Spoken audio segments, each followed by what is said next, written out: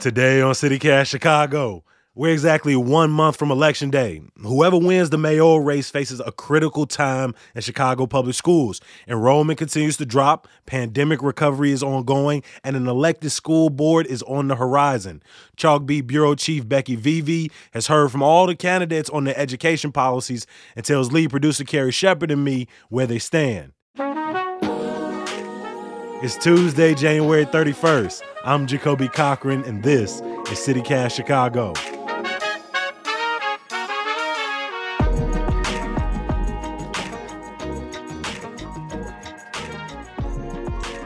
Becky, welcome back to CityCast Chicago. Thanks for having me, Jacoby. Becky, you all recently sent all 9 candidates a questionnaire with 10 questions, some from readers, and we're going to focus on some of those.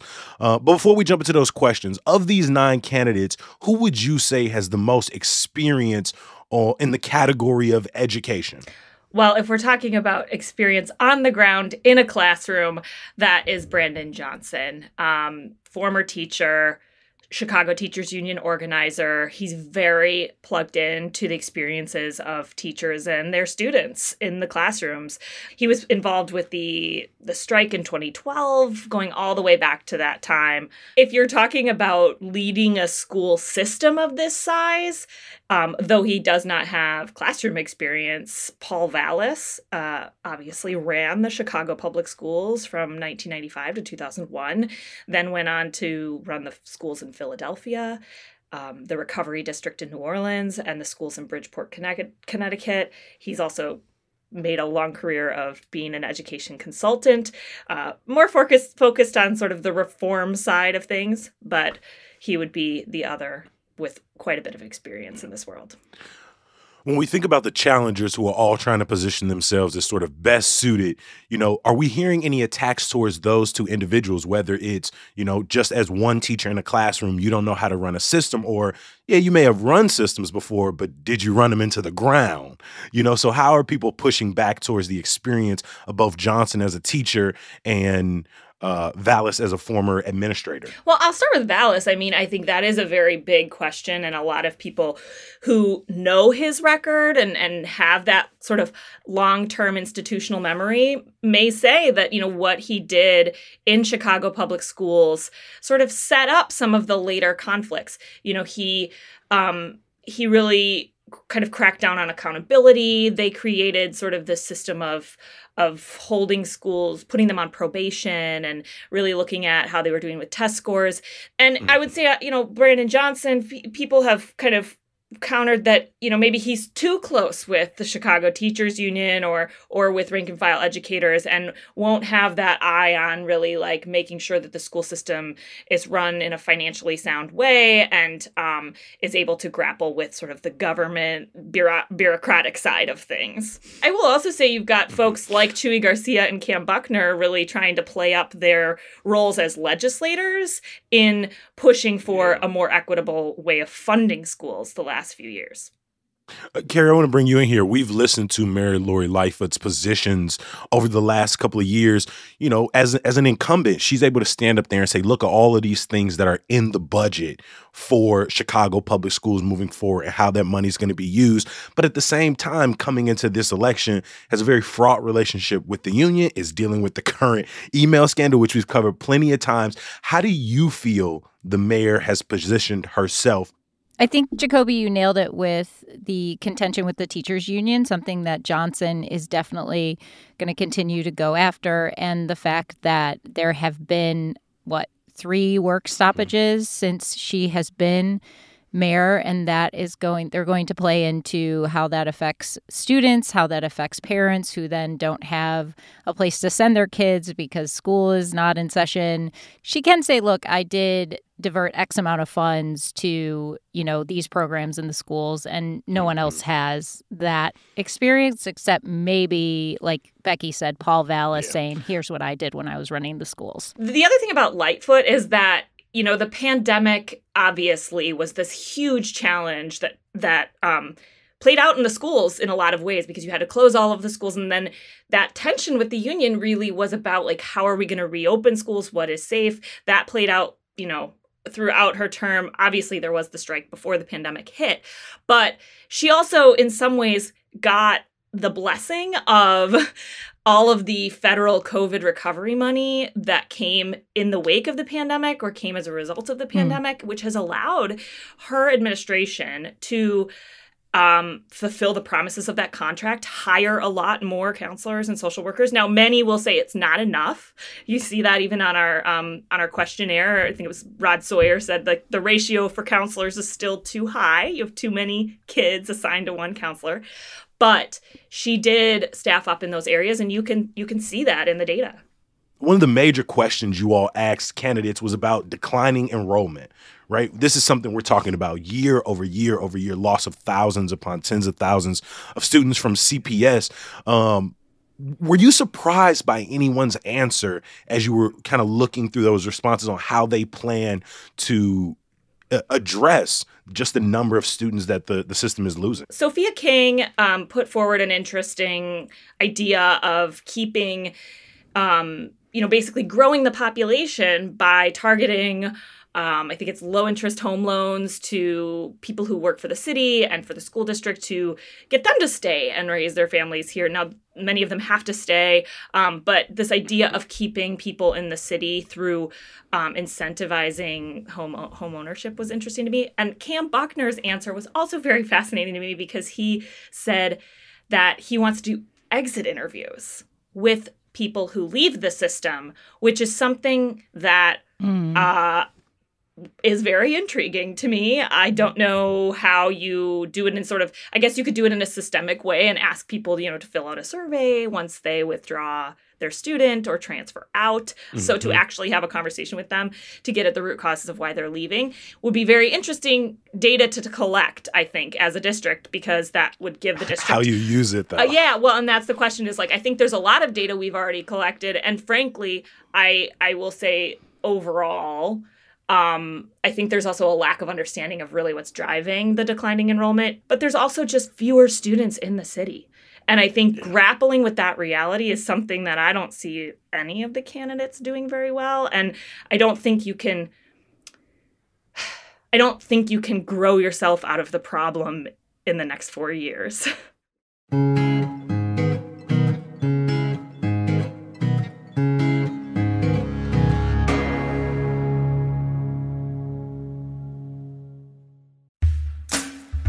What's up? It's Jacoby, host of CityCast Chicago. When you think about who you want your organization to reach, right? Wouldn't it be people who really care about Chicago? I'm talking people who follow city council drama, neighborhood development, want to know where to get the best Italian beef and meatless Italian beef, because that's the thing. People who want critical coverage and are also in the mood for some good news. You hear the pipes. CityCast Chicago has been called the Essential Chicago Podcast by Chicago Magazine and voted the best podcast in 2021 by Chicago Reader. Come on. If you have an event, business, or cause you want to get out to the most plugged in Chicago, they're right here, listening to CityCast Chicago. To learn more about advertising with us, email us at ads@citycast.fm or head over to chicago.citycast.fm. I was going to say every person's mom's favorite podcast. Like, seriously, go ask your mama. It's her favorite podcast, G. Another huge issue is the relationship with the Chicago Teachers Union. Their contract ends next year. We've already seen a few school work stoppages, whether it was related to COVID protocol, whether it was related to a strike for contract negotiations.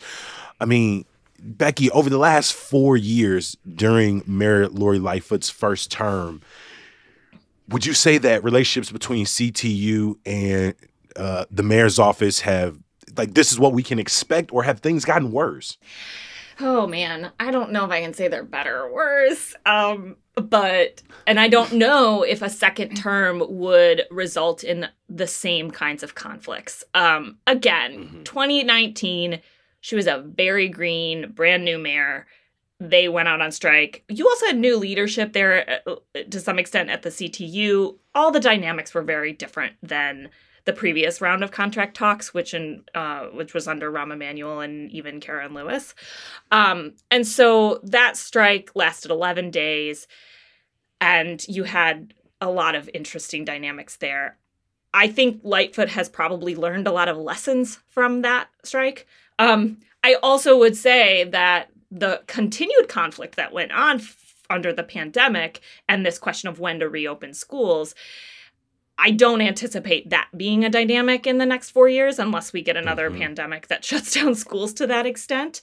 When Lightfoot was elected, I don't think anybody could have predicted, oh yeah, she's going to pick a fight with the teachers union and they're going to go out on strike. I don't think people anticipated that.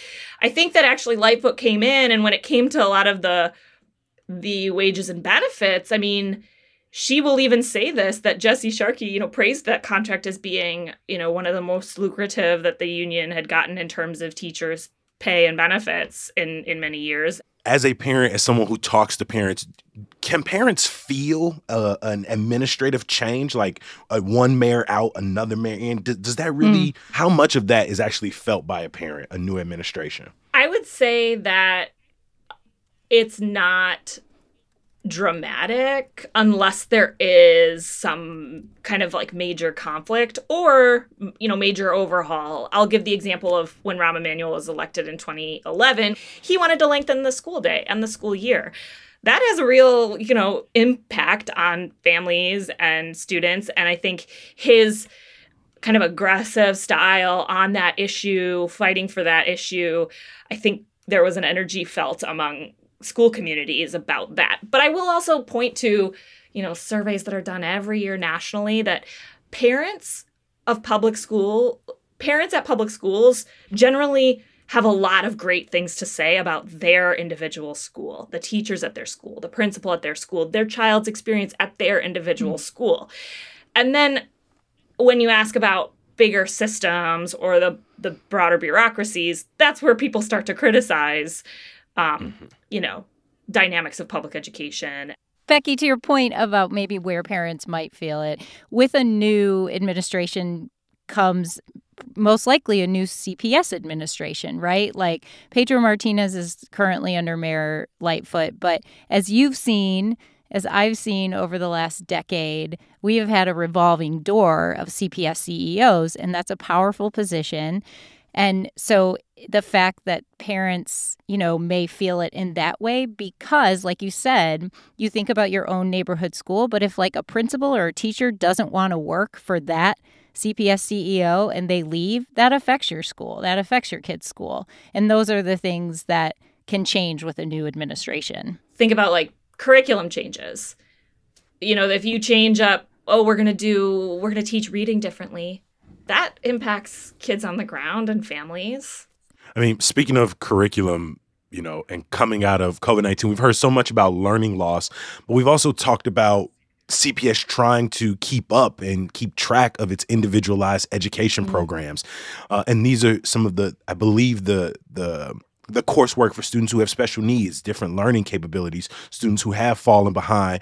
Can you talk about what's the status of IEPs and CPS, Becky? Sure. So the issue was around the pandemic, there was a need to sort of overhaul a lot of them and rewrite them. And that created a giant backlog of this paperwork. IEPs are legal documents for students with disabilities that spells out the services they are legally entitled to and mandated. Often it involves that they get an aide, an extra staff member who spends the day with them. You have a lot of students who are legally entitled to things that they are not getting, and they haven't been getting since the pandemic began. And really, some of this predates the pandemic. We also have some transportation issues. Often students with disabilities are the ones that need busing, specialized, transportation to school. And we know that even though the districts worked to, again, clear that backlog, there are still kids that are not getting the transportation they are entitled to legally. They are also, if they're getting it, they're getting to school late.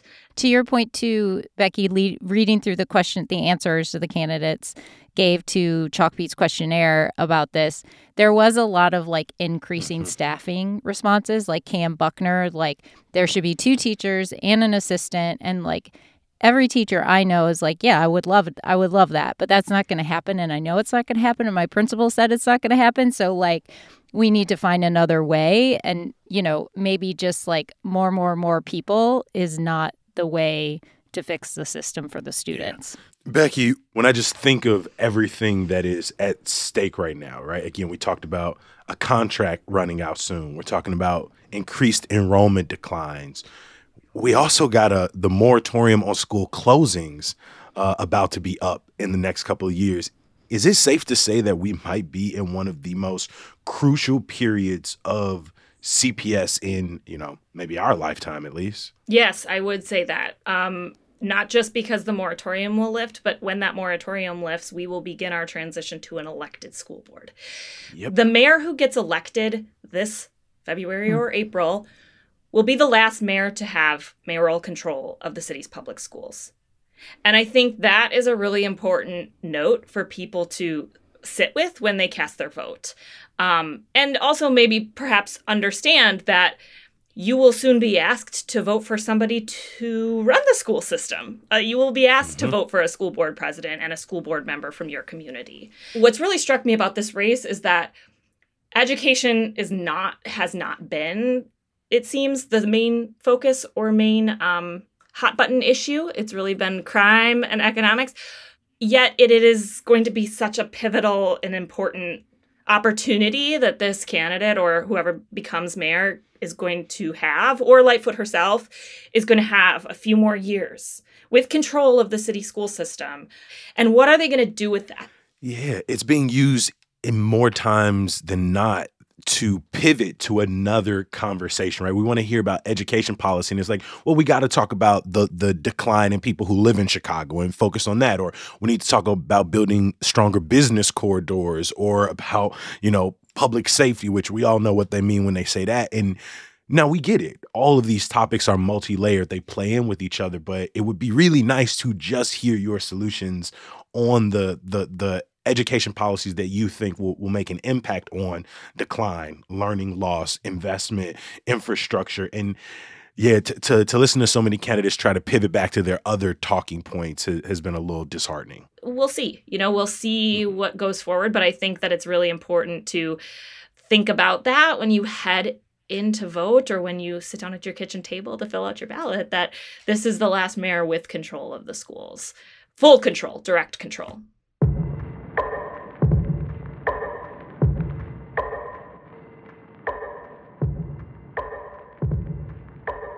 Well, Becky, thank you so much for joining us here on CityCast Chicago.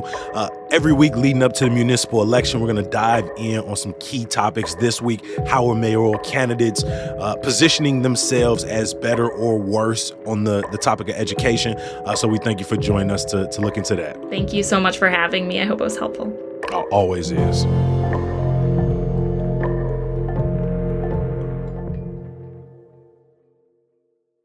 Before I let you go, a little bit of news, y'all. The city and ComEd reached a tentative 15-year contract to keep ComEd as the city's electricity supplier. They also announced an energy and equity agreement setting joint economic goals, including reducing carbon emissions. In case you missed it, superstar WNBA player Candace Parker has decided to take her basketball godly gifts to Las Vegas. I just want to give a huge thank you to Candace for the 2 seasons and the chip she gave to Chicago. We're going to always love you here in the Go. A quick correction on yesterday's episode. Members of the FOP will begin voting next week on who will lead the union. The votes will be counted in early March. We originally gave the wrong date. And some good news to get you through. Today's good news comes from Chris up in Bucktown. Hi, Jacoby and CityCast Chicago team. I love listening to you guys every morning. You're the first podcast I listen to, and you just are the actual good news of my life in the morning. And I love starting off with you guys. So keep up the great work. The suggestions that you provide throughout the city is just incredible. I'm looking forward to when summer comes. So when I'm able to head out into the city and really explore these areas that you've suggested. So keep up the great work. You are my good news. Thank you so much. As always, we appreciate you for listening. Vote for CityCast Chicago as the best damn podcast in the world. I mean, maybe in just Chicago, in the Chicago Reader's Best of 2022 list. Also, vote for us as the best newsletter. We're going to talk to you tomorrow. Peace. Feel better, Sydney Madden.